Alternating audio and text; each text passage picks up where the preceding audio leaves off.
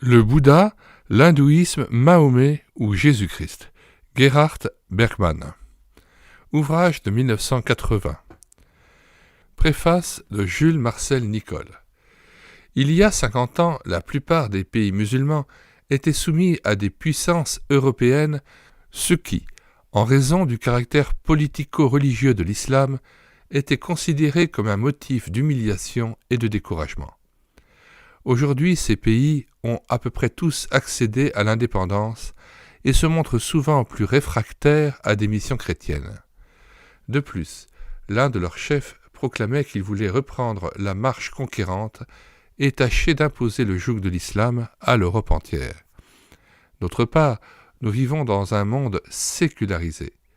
Le message biblique est présenté comme périmé par les militants de l'hindouisme et, hélas, trop souvent par certains conducteurs d'églises infidèles.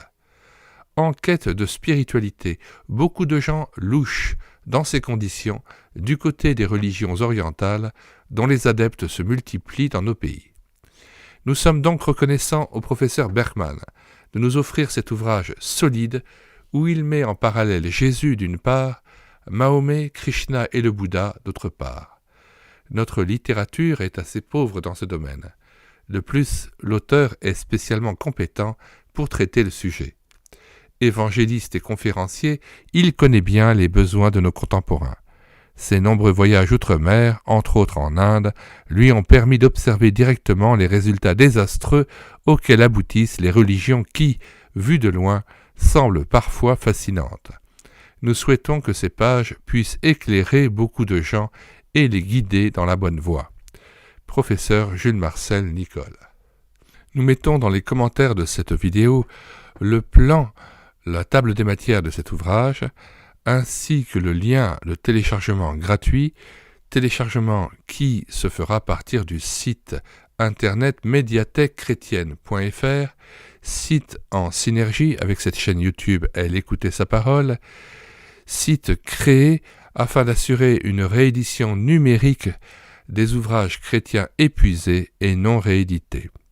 Nous vous invitons ainsi à vous rendre sur la page d'accueil de médiathèquechrétienne.fr, de voir les autres ouvrages de Gerhard Bergman que nous avons déjà numérisés, à savoir Le défi de l'islam, Croire à quoi bon, Tempête sur la Bible, une réponse à la théologie moderne.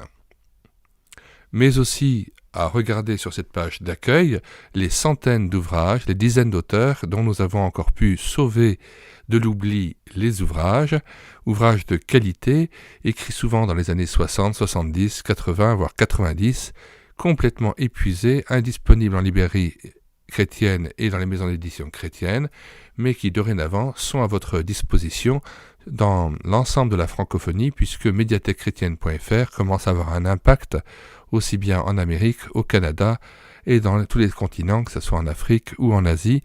J'ai des téléchargements qui reflètent l'intérêt des chrétiens pour cette littérature.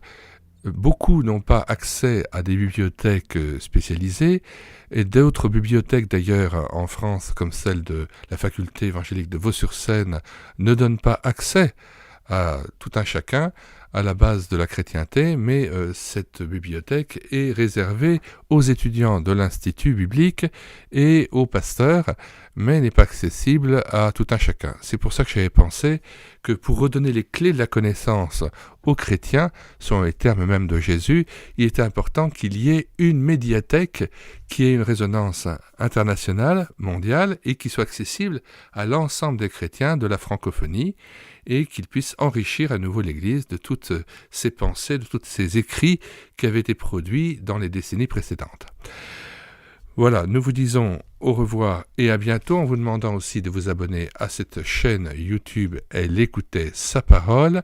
Si vous voulez savoir effectivement les nouveautés, les livres que nous avons numérisés et que nous téléversons régulièrement sur médiathèquechrétienne.fr, si vous voulez connaître les cantiques que nous mettons en parole en vue d'une rétroprojection en assemblée, mais aussi les livres audio que nous prenons en charge, eh bien abonnez-vous afin de pouvoir savoir donc toutes les nouveautés qui vous sont proposées.